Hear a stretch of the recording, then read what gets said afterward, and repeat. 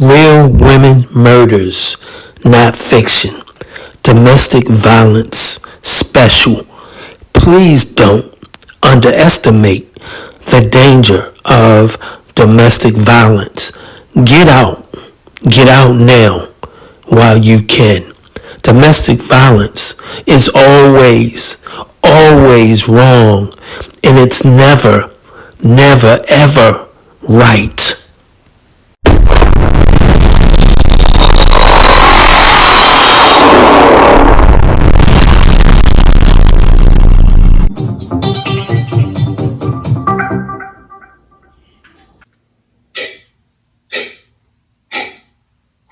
Every 9 seconds, She did try to tell me something.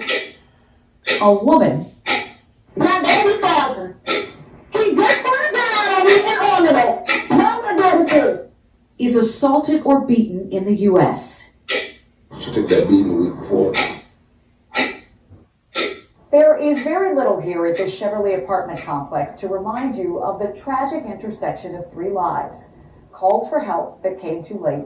Children scarred for life. Tarika Jones, Jaleesa Harris, and Kevin Reynolds left here in the most violent of ways. Their families and communities are still suffering. These people could be your family or friends. Prince George's County, where nearly 1 million people live, leads the state of Maryland in these kinds of tragedies. You're about to meet a mom who found out in the most painful way possible that it is not someone else's problem. I met with LaShawn Harris back in the spring, and we were going to sit down and talk about her daughter. It was pretty tough, and at that time, an interview was not part of the equation. Until about 2 months later, when she reached back to me, it was right around the time of her daughter Jaleesa's birthday. Breaking overnight in Prince George's County. You can see several patrol cars at these apartment complexes. Trying to get some information on the people involved here. I just looked at the TV and I said, God, just don't let that be my baby.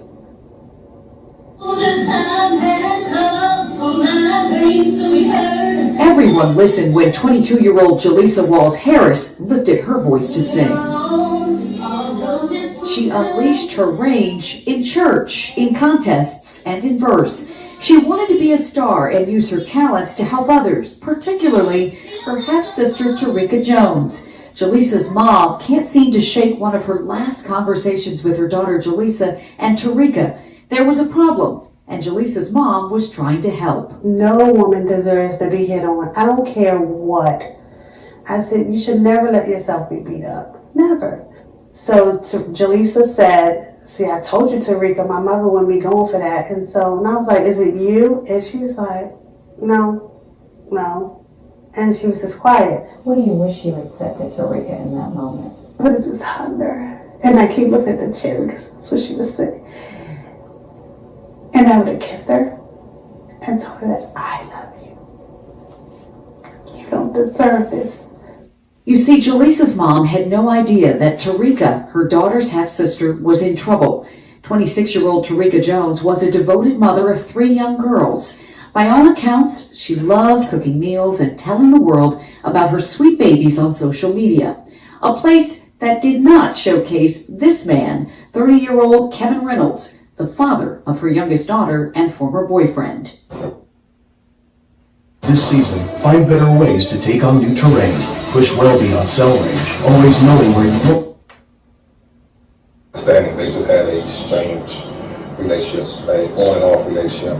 And according to police documents, it was volatile at times. Tarika told Kevin she wanted to move on. Police think that sent Kevin into a jealous rage. Let me take you back to a night in February. Tarika called police for help 2 times that night. Kevin was supposed to drop their daughter off, but that handoff quickly turned violent. Here's what Tarika wrote in her witness statement to police. At like 6 p.m., Kevin's supposed to drop our daughter off to me, and when he got here, I went on the opposite side of the car to get my daughter. He rushed at me and grabbed me and threw me to the ground. He continued to pick me up and toss me. After I finally could get to my feet, I ran to my neighbor's house, and he took my phone and threw it because I said I was calling the police. More than an hour later, this happened, and we want to warn you, what you're about to hear is graphic, and some of the language is wrong. This is Bergen County 911. That's why I look at your location. Ma'am.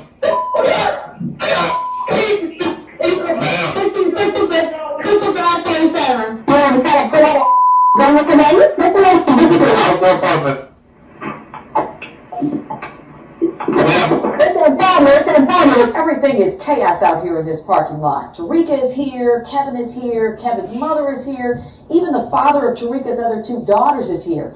And remember that police statement?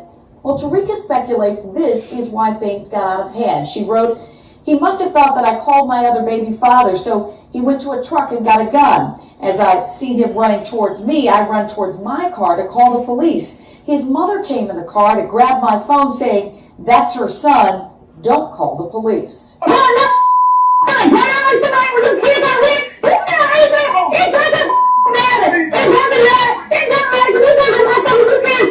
That "you" Tarika refers to is Kevin's mother. Kevin is arrested and charged with assaulting Tarika, but she's at a crossroads. She has 3 small girls to raise, and the man who helps her do that is in jail. 2D570-698. 3 weeks later, Tarika and Kevin are together again for a bond hearing. You're going to hear the actual audio of the courtroom proceedings.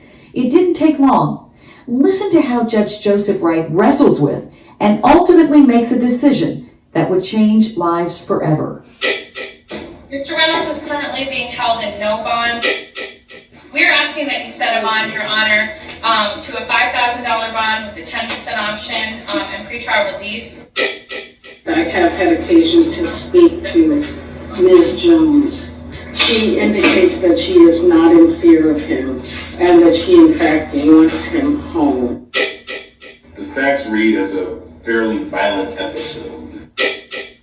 And then if I look at his record, destruction, conviction for assault, which is what this case is actually charged as, first-degree assault. Another conviction for assault, the weapons conviction as well. He believes he got off on probation 2 days ago. Ms. Jones disputes some of the allegations in the statement of charges, Your Honor. I believe that a $5,000 bond is appropriate in this matter. I disagree. For all the reasons I've said, for public safety, for the record, for the way the facts read, I'll set a bond. Maybe $20,000. So that's it. Kevin is out of jail. And Tarika, a young mother of 3, had no idea what had been set in motion. So that brings us back to Jaleesa. She and her half-sister Tarika would sometimes go weeks or months without seeing each other. But Tarika reached out to Jaleesa after that parking lot incident with Kevin. Jaleesa came downstairs one day, all excited, and said, Mom, guess what? Guess who hit me up on Facebook? And I was like, who? And she said, it was Tarika. She said she misses me. And I miss her too, Mom. I was like, okay. The sisters were supposed to hang out on a Monday night, just 5 days after Kevin got out of jail. Jaleesa's mom was concerned about Tarika's influence on her daughter. And I just said, just be careful. Just be careful. Guard your heart. And I just came home and heard gunshots. It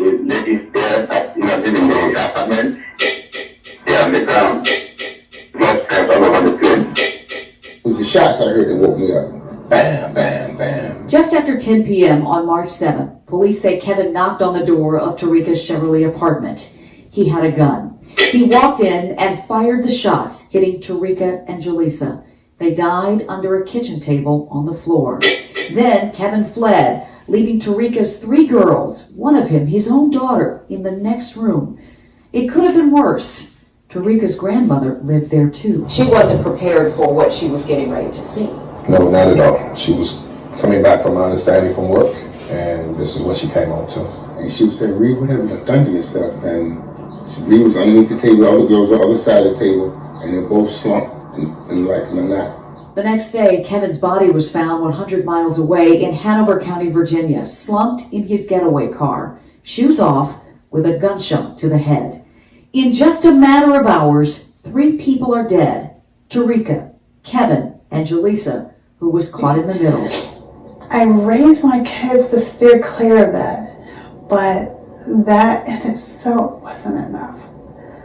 The Domestic Violence Fatality Review Team in Prince George's County points out all the signs that appear to be on the horizon between Tarika and Kevin. You've got this relationship with escalating tension and violence that Tarika was trying to end, lengthy contact with the justice system, family members who witnessed and knew about the abuse, and that recanted statement from the incident in February. Tarika needed Kevin to help pay the bills. And we do our level best every day to keep people safe. This is what we are here to do. And in a case like this one where we fail to do that, it is our worst nightmare. An unforeseen turn of events because Tarika changed her story. What we knew is what she said. I'm not fearful. I'm okay with him coming home. If this didn't happen the way that the charging document says it happens, and I'm the person to know. This may be a turning point for the way Prince George's County handles these kinds of cases going forward. State's Attorney Angela Alsobrooks admits her office made a mistake. That there are certain convictions, a certain history. It doesn't matter what the victim says, his or her desire is. We have to make an objective decision that doesn't always include the victim. What the state's attorney is saying here is important. She's saying we can't always listen to what the victims are saying because sometimes they don't realize how much danger they're in. She's saying we simply can't afford to do that anymore. It would have saved my daughter's life, who had nothing to do with it. I'm definitely mad. Because had he been in jail, my daughter would be here. We weren't allowed to talk to Judge Joseph Wright about what happened in his courtroom. Dr. Tricia Bent-Goodley is in charge of the team that reviews these cases in Prince George's County. In many of these cases, that perpetrator has made a decision that this is what's going to happen. And it's just a matter of when they execute it. It really does require us very early on talking about what does it mean to love someone? What does it mean to respect someone? When you don't see that, you need to pay attention to it. These women have all been caught in the spin cycle of domestic violence. They say healing starts with knowing what's broken in the first place. Not just came home and heard gunshots and my neighbors are calling police. If I knew how to love, if I knew how to give love, I could have recognized where I was lacking in the relationship. I just wish that more people will speak up. I thought he just adored me, where it was actually an obsession with me. Don't put yourself in that situation, because not only will it affect you and that person, families get destroyed behind this. Look at us.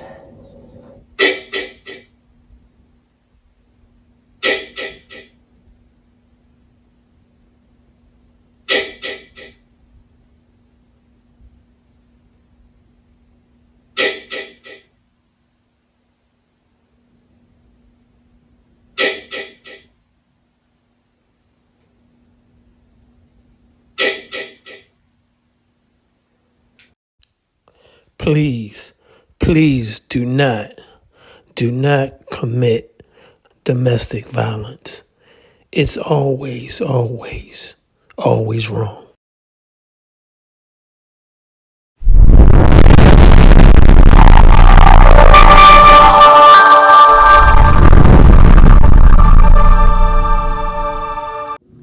Thanks for watching. We appreciate you. Please subscribe.